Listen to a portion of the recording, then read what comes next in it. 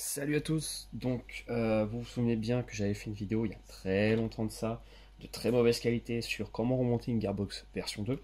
Là j'en profite pour faire une upgrade, cette Gearbox là en fait on la change directement. J'en profite de l'avoir ouvert pour voir un petit peu ce qu'il y avait dedans par rapport à la génération de VFC, pour vous faire un tuto complet qui est clair et qui est surtout de très bonne qualité au niveau visionnage, etc. Explication.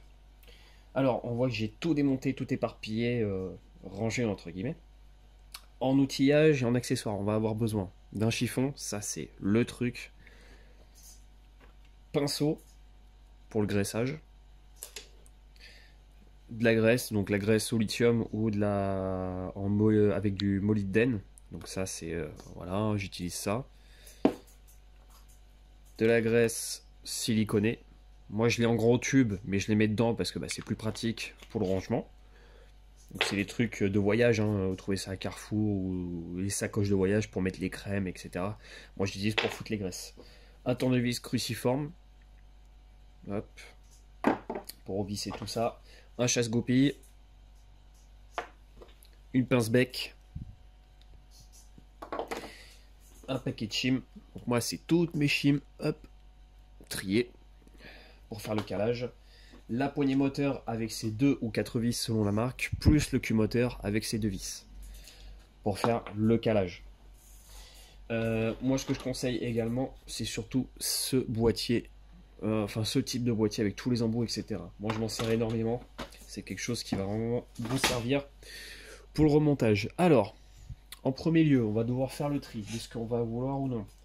Guide de ressort, on n'en aura pas besoin, pas pour l'instant. Partie cylindre, tête de piston, tout ça, on n'en aura pas besoin pour l'instant. On essaie vraiment de dégager au maximum le plan de travail pour avoir une maniabilité la mieux possible. Tapered plate nozzle, pas besoin. Selector plate, tête de cylindre, pareil. Safety lever, pareil. Bon, bref, il vous faut vraiment toute la gearbox au complète. Essayez de faire vraiment le tri dans vos pièces, si jamais c'est mélangé. Le switch, pareil. Pas besoin de tout ça. L'anti-retour, pas maintenant. On aura besoin de la coque côté gauche, côté droit, les vis de serrage et les gears. Alors, les gears, il y a déjà les shims d'origine. Je vais juste les laisser tels quels. Hop, hop. Et celle-ci. Hop. Et hop. Alors, il va falloir commencer à dégraisser toute votre gearbox. Ici, ça a presque été fait. Bon, après, voilà, c'est vraiment... Il faut vraiment tout dégraisser votre gearbox. Ce que je conseille pour le dégraissage, ceci. Chez Action, dégraissant frein, ça coûte 1 € et quelques, les 400 ml. C'est génial, ça dégraisse tout. Et franchement, c'est costaud au niveau du dégraissage, il n'y a pas mieux. Donc on dégraisse tout, etc. On regarde s'il n'y a aucune malfaçon ou autre. On vient prendre le bevel gear, donc celui qui est en contact direct avec le moteur. Donc on voit qu'il a une forme conique. Hop. Il faut toujours, et je dis bien toujours, commencer par ce gear.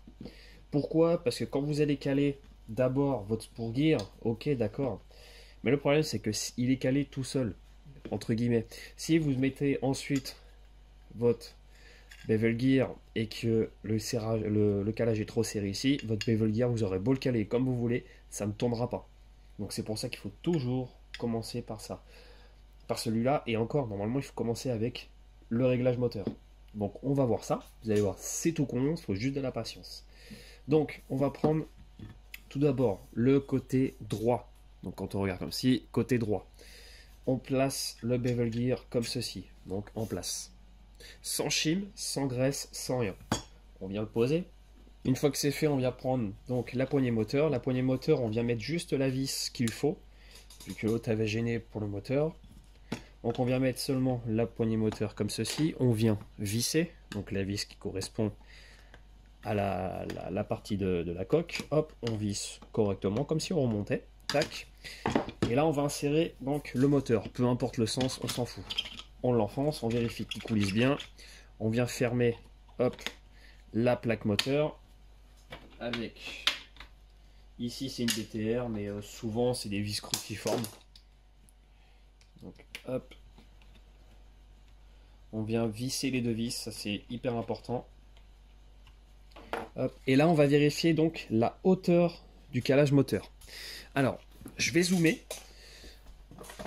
Je vais zoomer simplement que sinon on verra rien. Voilà, donc la hauteur du tête de moteur. Donc là on voit qu'il est pas trop dégueulasse. Je sais pas si on y verra quelque chose. Ouais. Il est un poil trop haut. À quoi on le voit?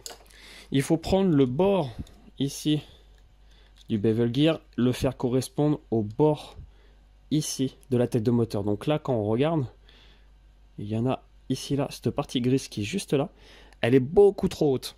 Ce qui fait que le calage est déjà de base, parce que j'y ai pas touché à cette gearbox, est d'origine trop merdique. Donc pour ça, au cul du moteur, il y a une vis ici. Quand on vous dit oui, il faut régler à l'oreille, non, clairement non, c'est faut pas. Faut pas parce que c'est là où on bousille tout. Donc là, on vient la desserrer. On voit que c'est mieux. Je regarde en même temps. Hein. Ouais, là c'est mieux. Même un poil trop bas, donc là pareil. Au cul. Un petit coup. Encore un tout petit peu.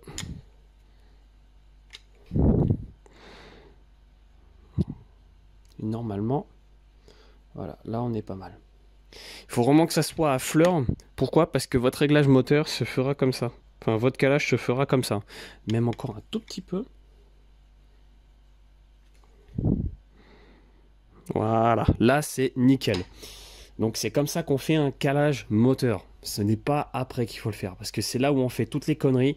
Et c'est là où vous avez des bruits bizarres ou des montages tout pourris, quoi, entre guillemets. Donc là, vu que votre réglage moteur est bon, c'est sur votre réglage moteur que vous allez caler vos gears. Une fois que le réglage moteur est fait, votre bevel gear, une fois qu'il est calé, les autres gears, ça se cale tout seul. Hein. Enfin, ça se cale tout seul, ça, c'est plus simple à caler. Donc là, on vient dévisser. Hop, pareil, les deux vis. Comme ceci. Donc le truc au niveau du moteur, on en aura encore besoin. Donc moi j'ai des barres en acier ici aimantées. Donc du coup c'est plus simple pour poser le moteur. Donc on dévisse pareil le moteur. Là cette fois-ci on remet la deuxième vis. On la remet tout au fond. Hop. Et là on va faire le premier calage. Donc le premier calage c'est simple. On vient mettre la deuxième coque comme ceci. Et on vient fermer les trois vis qui sont là. Vu qu'en fait votre bevel gear est ici, ça sert à rien de visser ici, ou alors on peut le faire, hein, ça fera un carré ici d'appui. Pardon. Mais en soi, il n'y a pas grandement besoin. Donc là on vient hop visser comme ceci. On vise comme si on remontait, hein, histoire d'avoir les mêmes contraintes. Hop. Et nous, ce qu'on veut corriger, en fait, c'est le jeu qu'il y a. Vous voyez, le jeu qu'il y a là. C'est ce jeu-là que l'on veut corriger. On va se faire le repère sur cette fenêtre-là. Vous allez voir comment on fait, c'est hyper simple. Donc pour preuve qu'elle est toute neuve, la réplique, il y a encore l'autocollant. Hein. Donc on vient mettre la poignée moteur comme ceci. On revisse. Donc ça c'est une méthode que je fais depuis très longtemps. Et du coup, méthode plus simple, mais surtout plus sûre. Hop, là on vient mettre le moteur, peu importe le sens également. Et on vient remettre, pareil, le cul moteur.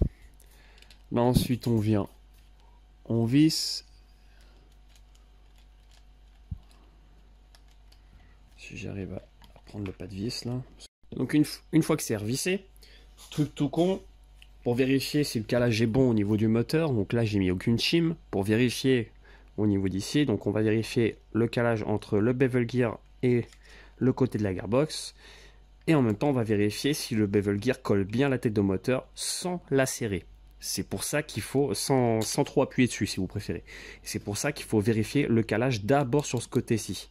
C'est très important. Il faut que le contact avec le bevel gear et la tête de moteur soit le plus optimal possible.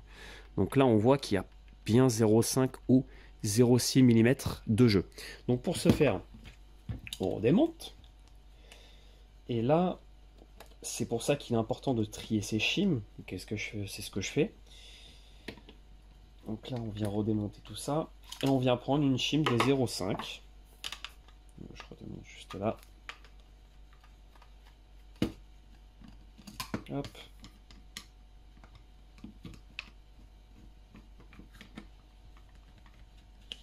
Hop. Donc c'est une gearbox totalement d'origine, hein, que j'ai pas upgradé, que j'ai rien fait dessus. J'ai vraiment rien fait dessus. Juste la démonter et la remonter correctement en faisant voir tous les trucs et astuces à respecter pour la remonter convenablement et faire tourner votre réplique. Alors je ne fais pas d'upgrade dessus, je ne ferai pas d'AOE, c'est vraiment un tuto de remontage, de calage et de dressage. Il n'y a pas d'AOE, il n'y a pas tous ces trucs là, sinon la vidéo durerait 30 ans. Une fois que c'est fait, donc là on vient prendre les shims, on repère le 0,5, donc du 0,50, 1,5 mm. Hop, on vient la mettre dedans, on referme le tout avec les 3 vis. Surtout ne pas hésiter à... Alors, il ne faut pas trop serrer, mais il faut serrer, comme je vous l'ai dit, vraiment comme si vous allez remonter votre réplique. Comme ça, vous avez vraiment les mêmes contraintes qu'une fois qu'elle sera remontée. Il ne faut pas trop serrer, parce que ça reste du Zamac, en général. Et ça évite de niquer les, les empreintes de tête de vis. Parce que j'en connais qui ont bousillé des empreintes. Et pour les redémonter derrière, bah, c'est une vraie galère. Hop, on vient remonter. Hop, le moteur. Donc là, il faut absolument qu'il coulisse parfaitement. On vient refermer la plaque moteur. On revisse le tout.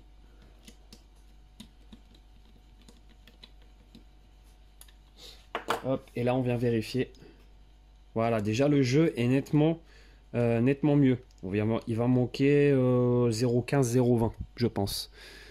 Voilà, je sais pas, la petite mise au point qui va bien. Par rapport à tout à l'heure, voilà, ça n'a rien à voir. Hein.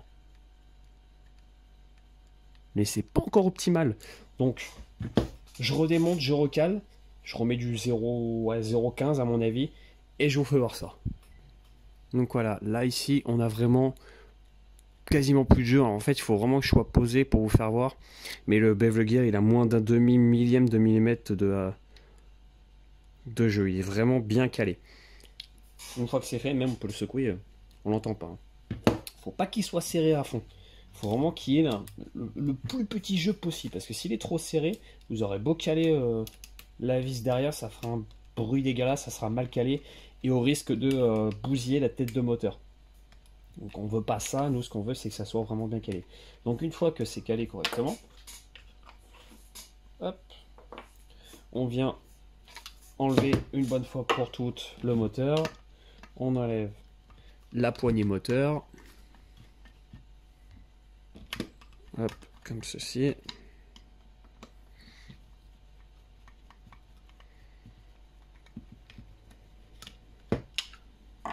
Voilà. Et on vient réouvrir la gearbox.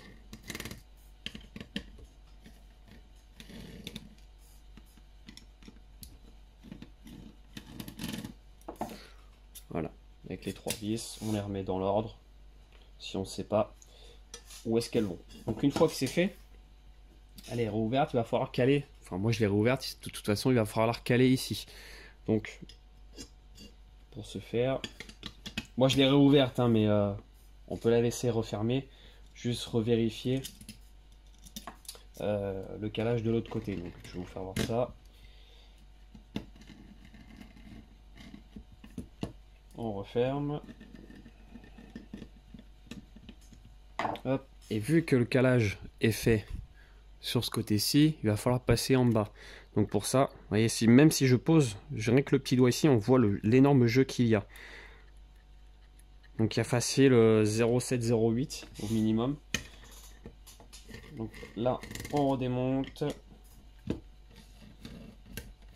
C'est le plus long, c'est le calage. Hein. Si on veut vraiment s'appliquer, parfois ça peut durer un calage. Hop, on vient caler ce côté-là. Donc moi je reprends les chimes d'origine. Je me fais clairement pas chier.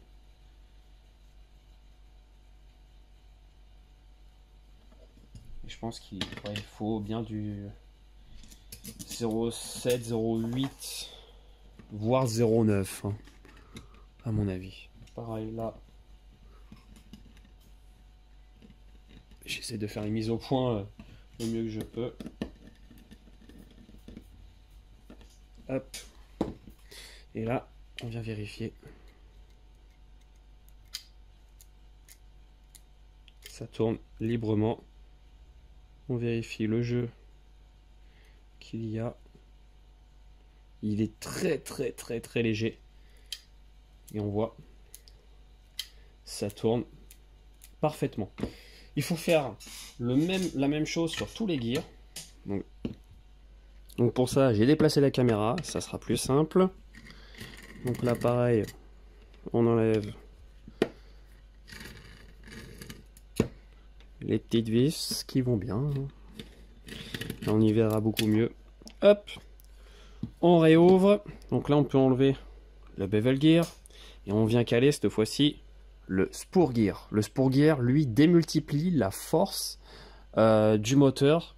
Il va la transmettre au sector gear. Il faut savoir une chose, que plus votre ratio est bas, donc par exemple 16-1, 14-1, 13-1, 10-22, etc., plus la vitesse de rotation de vos gears seront élevées, mais moins de couple il y aura. Donc pour tracter des gros ressorts, il vaut mieux privilégier du 18-18, 19-1, du 100-200, du 100-300, du 32-1, etc. Plus le ratio est haut, plus vous aurez une démultiplication du couple élevée, mais en dépit de la vitesse de rotation. Donc, il faut d'abord caler le côté plat du spur gear. Alors pour ce faire, on vient prendre, alors je crois que c'était ce shim là, du 0,10. Le mieux c'est commencer par du 0,10. Moi je remets ceux d'origine hein, en même temps. Quoique on va remettre du 0,10, comme ça au moins on voit ce que je fais sur tout ça.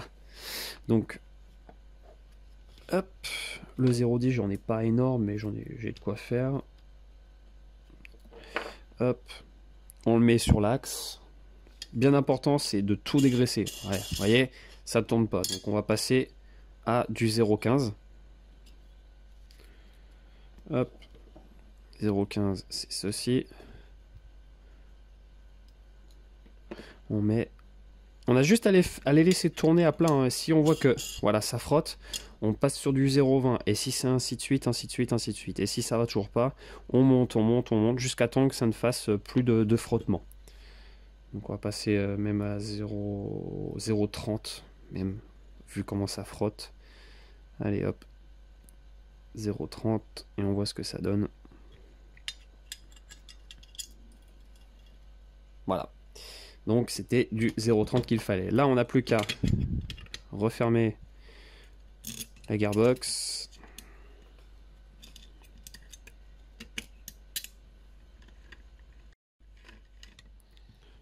Comme ceci.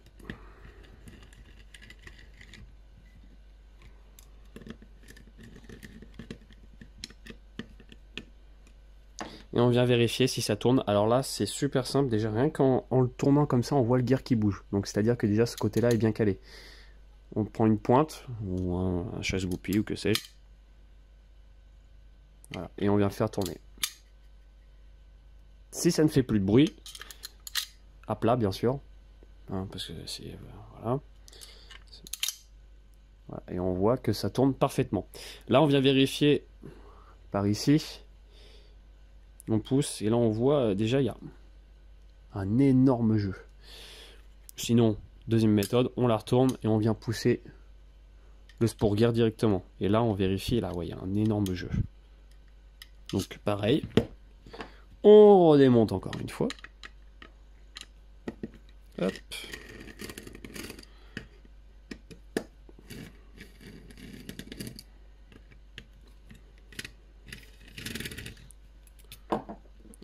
tous les outils parce que sinon ça va me gêner.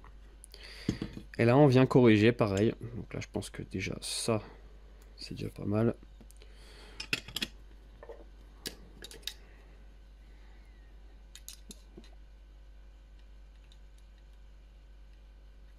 Donc normalement, alors c'est pour ça que je dis pas toutes les shims de quoi mettre au niveau du diamètre des shims, enfin de l'épaisseur des shims, simplement que chaque gearbox a sa propre épaisseur.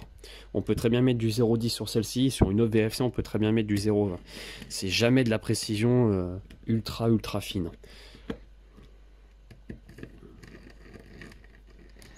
Hop, on remonte, on retourne, et là on vient vérifier. Hop. Il n'y a plus de jeu. Et si, merde, je tape le stabilisateur. Et si on vient faire tourner le bevel, enfin le spour, pardon, voilà, il tourne librement. Le but c'est que ça tourne librement et que les gears n'ont pas de jeu entre eux. Et sur eux-mêmes d'ailleurs. Une fois que c'est fait, on démonte.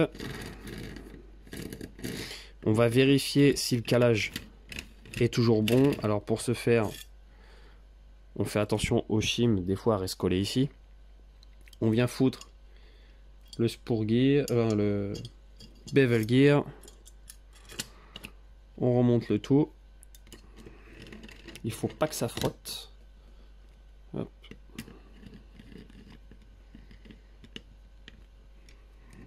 Comme ceci.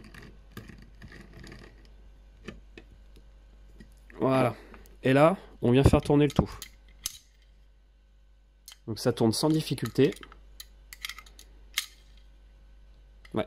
Et il n'y a pas de bruit anormal. Hop, même on peut le faire par là. Ça tourne parfaitement. On secoue. Il n'y a pas de bruit. Donc le calage des deux gears ici sont bons. Hop. Ensuite, le dernier, le sector gear. Lui, c'est celui qui va tracter le piston en arrière et la tapered plate via sa cam qui est sur lui-même. Hop, on démonte, on fait gaffe toujours au shim. Donc le sector gear qui a deux cams, donc la cam ici qui vient lever le cut-off lever qui va se trouver ici, on regardera après, et la cam qui se trouve ici. Là il y a un delayer, le delayer va permettre à la fois de la tapered plate reculer un peu plus en arrière, pouvoir éviter les misfeeds, et ensuite d'éviter les misfeeds, et surtout d'avoir un meilleur laps de temps de recul de la tapered plate. Bon, des fois ça marche, des fois c'est inutile, bref. Donc pour ce faire, on vient le mettre dessus. Deux méthodes, soit on referme, on vérifie le jeu, soit on a un bon oeil et là on voit tout de suite que c'est pas droit, le gear est légèrement penché. Donc déjà de base on sait que le calage est pas bon. Alors on va commencer pareil, normalement commencer du 0,10, mais là on voit que vu le gear comment il était placé, voilà, là j'ai mis du 0,20 en gear. Tiens, curieux, il est resté là. En gear, en shim, du 0,20. Donc là pareil, on referme. C'est très variable selon la marque de gearbox, la fabrication, les gears, etc. C'est ultra variable selon les marques, hein. C'est ça qui est impressionnant. Donc hop, on revisse. Voilà. Et là, avec le doigt, on fait tourner les gears à plat. On voit qu'il y a encore, ça frotte très légèrement. Donc on va augmenter, on va mettre du 0,10 en plus pour justement supprimer le frottement. Alors il est très léger, hein, on l'entend très légèrement. Hop, on démonte. Voilà, 0,10, on le met dedans. On l'enquille dans le bearing. On remonte.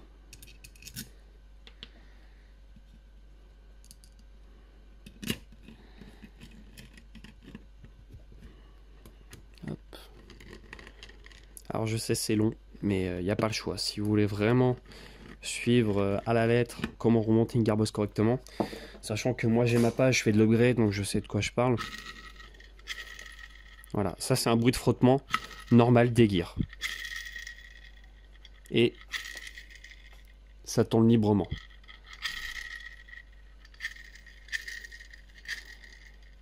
Voilà. Et si on veut vraiment pousser le vis à fond, un coup de compresseur comme je fais parfois, et puis on voit si c'est calé ou pas.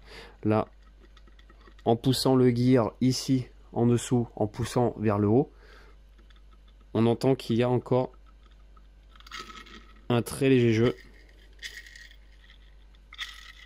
Donc il va falloir le corriger. Donc là, ça sera un jeu de 0,10, voire 0,5. Hop. Bon, pour ce faire, on démonte un coup de 0,10 par le dessus et on vient refermer.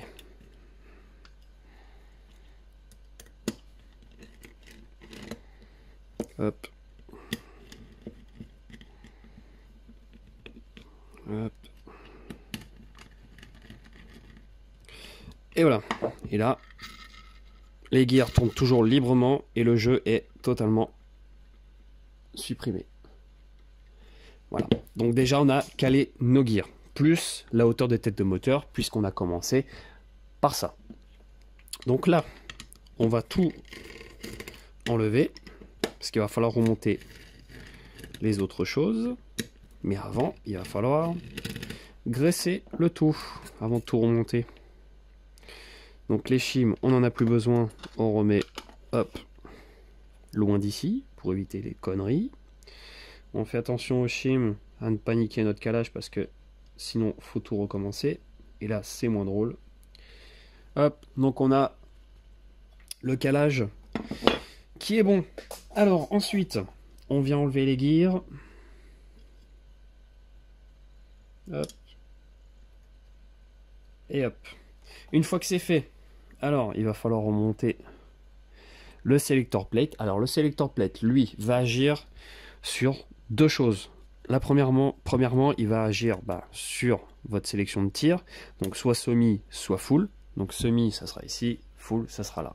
Et la sécurité. Ici, il y a ce qu'on appelle le safety lever. Donc le levier de sécurité. Qui lui va agir sur la queue de détente et va la bloquer mécaniquement. Donc pour ce faire, on remet donc le selector plate comme ceci. Parfois il faut le tordre, parfois, enfin, voilà, il faut le remettre et qu'il glisse parfaitement. Ensuite, ici, le safety lever, on retourne et on pose. Ensuite, on va mettre le ressort du safety lever. Le ressort a une position bien particulière. Le crochet vient se mettre en bas et la petite patte en haut. Donc c'est-à-dire comme ceci. Bien au centre. Hop. Comme ça. Le safety lever. Donc il y a pareil un sens. Le sens c'est comme ceci. Ou comme ça.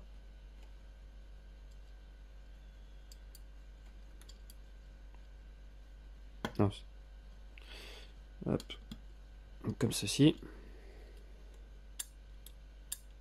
Il doit faire ce mouvement de haut en bas. Il doit bouger librement. Ensuite, il y a une petite vis qui vient se mettre ici. Donc la petite vis, hop. Pas besoin de frein filet en général. Si la vis se défait beaucoup trop facilement, un tout petit goutte de frein filet, ça y va parfaitement. Et là, on vérifie, hop. Comme je vous l'ai dit, voilà. Le selector plate agit directement sur cette pièce-là, qui elle-même, comme je vous l'ai dit, hop, va bloquer votre queue de détente au niveau d'ici. Donc c'est-à-dire que si la cam vient ici en butée, la queue de détente ne peut plus bouger.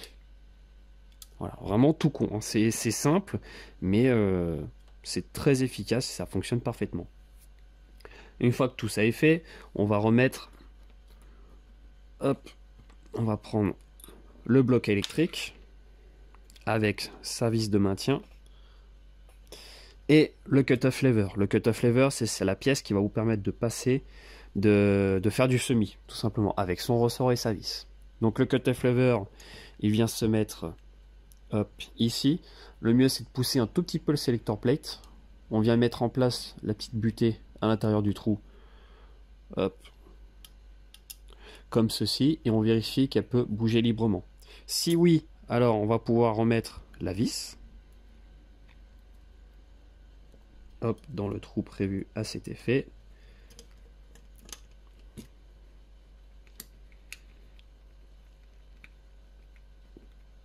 Si on serre trop, en général, le cut-off lever ne peut plus bouger, mais ici, ça a bien été mis. Il bouge. Faites, n'hésitez pas hein, à bouger. Nickel. On vient lui remettre son petit ressort. Donc il y a un téton qu'on voit pile ici et un autre téton sur le selector plate. Pour ça, moi je vous conseille d'abord de mettre sur le selector plate parce que le téton est plus long. Et avec un tournevis plat très fin, on chope entre les spires et on vient mettre directement sur le cut-off lever. Vous voyez comment ça marche? Le ressort permet au cut-off lever de toujours être dans cette position. Parce que la came, rappelez-vous la petite came qui est en dessous, ici, elle va venir en contact direct du cut-off lever ici et va lever, hop, ici. Voilà, tout simplement. Et ensuite, ça va déconnecter le chariot qui lui va revenir en place, couper le jus et faire votre semi-auto. C'est vraiment tout con. Ensuite, on vient remettre donc le câblage. Le câblage, hop, comme ceci. On remet la vis après. On vient remettre le ressort, donc lui il a un sens, c'est comme ceci. Donc le côté plat, comme ça, on le met sur le petit crochet en haut. Et on vient mettre dans les rails, que ça coulisse parfaitement, comme ceci. Mise au point, hop. Ensuite on vient remettre, hop, le tout en le faisant glisser le ressort ici. Alors c'est pour ça que je vous conseille la pince bec. Moi j'y arrive à la main. On vient remettre la petite vis ici. Hop, comme ceci. On vient remettre ensuite le câblage. Alors je vous conseille d'abord de commencer par le rouge qui lui vient se mettre ici, qui est souvent bouffé. Hop, et ensuite on vient remettre le rouge comme ceci. Ça c'est pour le câblage arrière. Câblage avant, il vient sortir ici. Hop, directement les deux là. Et ensuite le noir et rouge qui vient se diriger ici. Hop, ça c'est remonté. Ensuite, il va falloir graisser vos gears et la gearbox surtout. Donc pour ça, petite graisse qui va bien, pinceau. Parce que si on en met trop, ça colle, ça va partout et c'est pas du tout bon. Donc on vient mettre ici comme ça bloque les shims. Hop, et là on y vient avec le pinceau. Hop. On va mettre ça à côté. Ça, moi, je vois ce que je fais. Et de toute façon, une fois que ça va être mis en rotation, la graisse, à force de tourner, elle va se mettre un petit peu partout. Donc c'est pas grave s'il y a une ou deux dents qui n'est pas très bien graissée. Dans tous les cas, ça se mettra, ça se mettra en place, c'est pas un souci. Donc là, je vais en mettre là aussi. Hop. Et on n'hésite pas avec le pinceau à aller jusqu'au fond des dents. De toute façon, après, si on a trop, on a juste à essuyer. Hein. C'est pas très grave. J'en reprends dessus, hop, c'est pareil, on graisse. Sachant que je les ai pas dégraissés de base, hein, parce que la graisse a été déjà toute propre, mais je les ai pas ultra bien dégraissés. Donc comme quoi que d'origine, c'était limite trop sec, pour une fois. Hop, et là on arrive, on a fait le tour, donc là on peut le poser, hop, directement dedans. Et là pareil, on va faire cette couronne ici. J'en prends très peu, hein, c'est vraiment une noisette, et ça suffit amplement, vous allez voir. C'est l'avantage de cette graisse là, c'est que elle est collante mais pas trop. Et c'est fait pour surtout.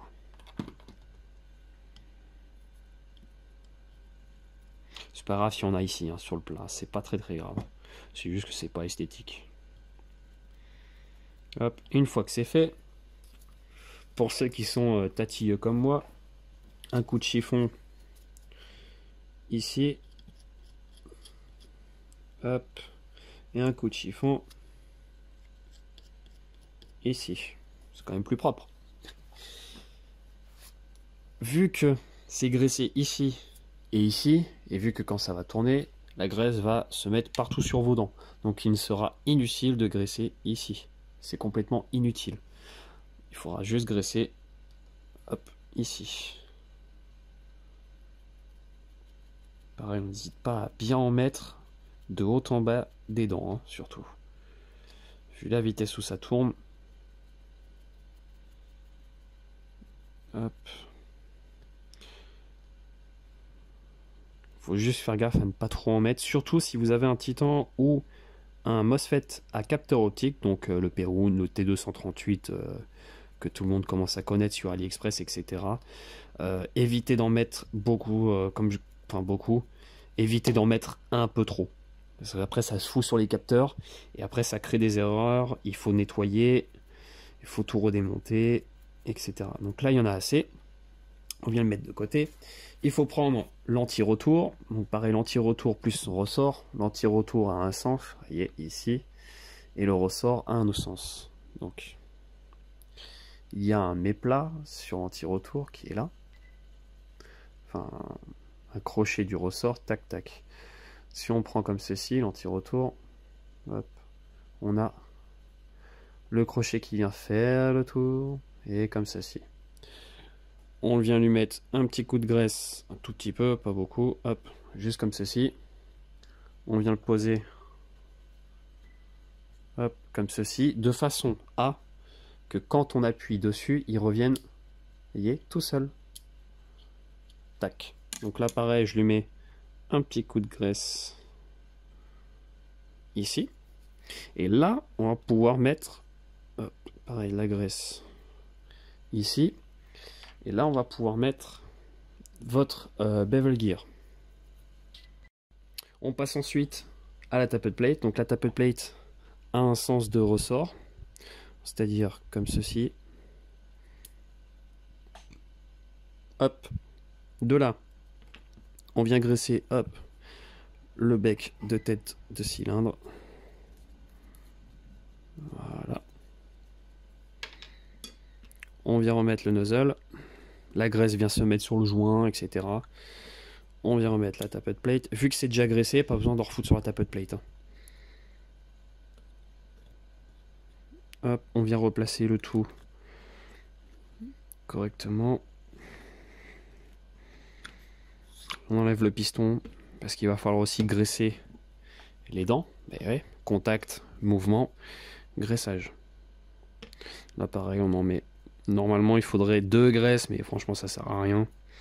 Autant mettre la siliconée, ça ira très bien. Voilà. Hop, une fois que c'est fait, on remet le piston. Les rails qui sont là viennent correspondre aux rails du milieu. Donc c'est-à-dire comme ceci.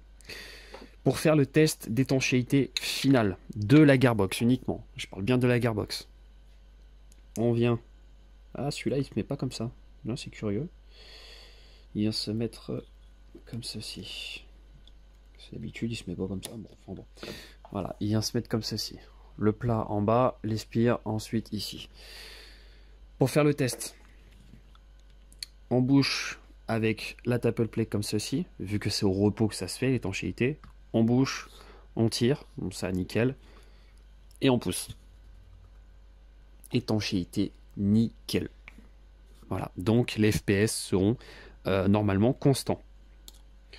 Donc ça c'est très très bien. VFC a fait un gros effort sur ça d'ailleurs, je trouve. C'est curieux. La queue de détente. Alors la queue de détente, elle a un trou ici. Elle vient remettre son ressort. Comme ceci. De là, on soulève le safety lever. On vient poser le côté plat ici.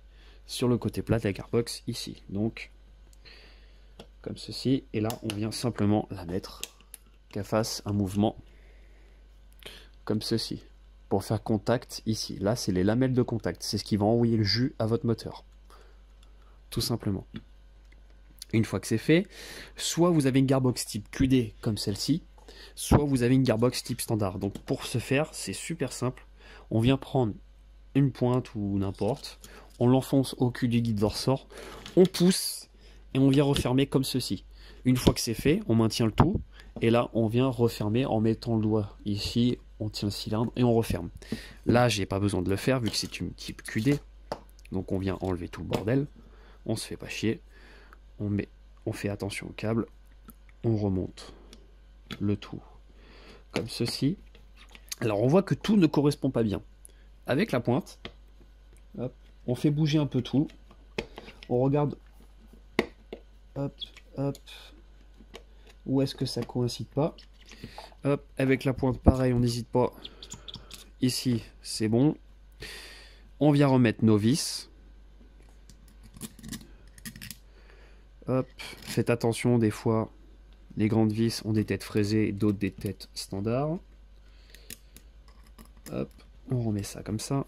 On revisse en croix. Donc c'est-à-dire si on commence ici, on vient se mettre à l'opposé. Oula, si je fais tomber le... Voilà, hop. Ensuite ici, parce que ça fait un serrage plat, tout simplement. On vient, hop.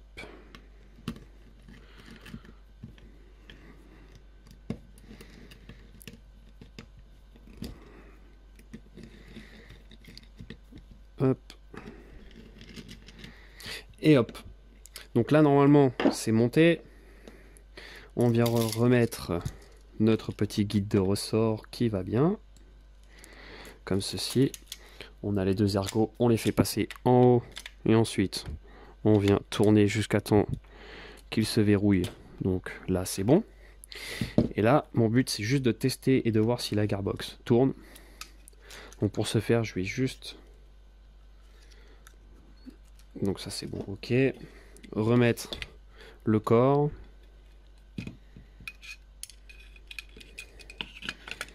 Hop, on tire les câbles. Pour remettre, on se met entre la sécu et le semi. Et là, normalement, voilà. Ensuite, on vient verrouiller avec la goupille arrière, la goupille centrale.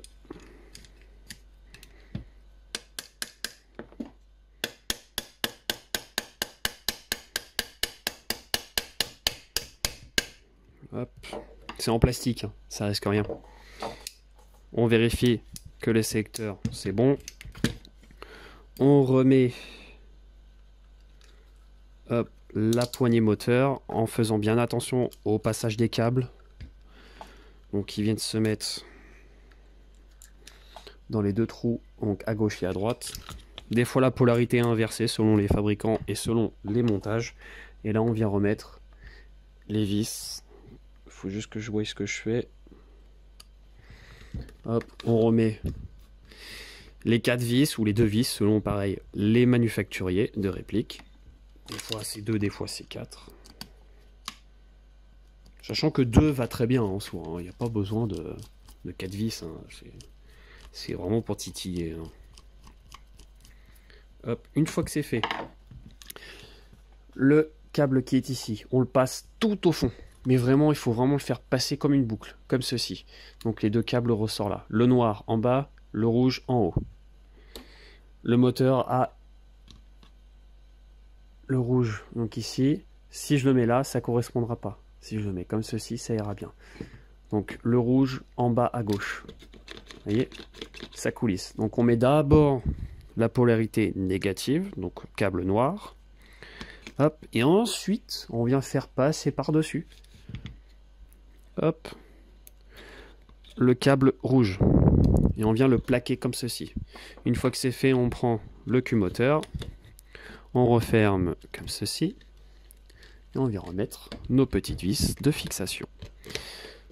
Alors ça, c'est toujours une galère. Je comprends pas sur cette réplique. Il se prend pas le pas de vis. Alors, je sais pas pourquoi. C'est curieux. Bon. Là, c'est serré. Et là, c'est serré également. Vu que c'est une gearbox Lipo 11.1 ready, hop, hop, on vient mettre la batterie au cul, une 2002 40C. On va essayer de cadrer tout ça. Sécu, semi.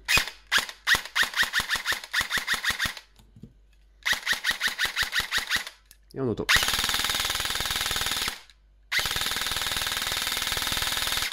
Voilà.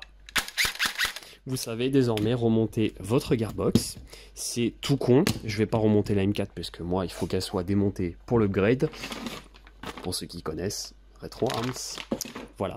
Bah écoutez, moi j'espère que ce long tuto vous aura été utile à chacun d'entre vous, à ceux qui veulent vraiment démonter et remonter leur réplique pour réparation ou autre.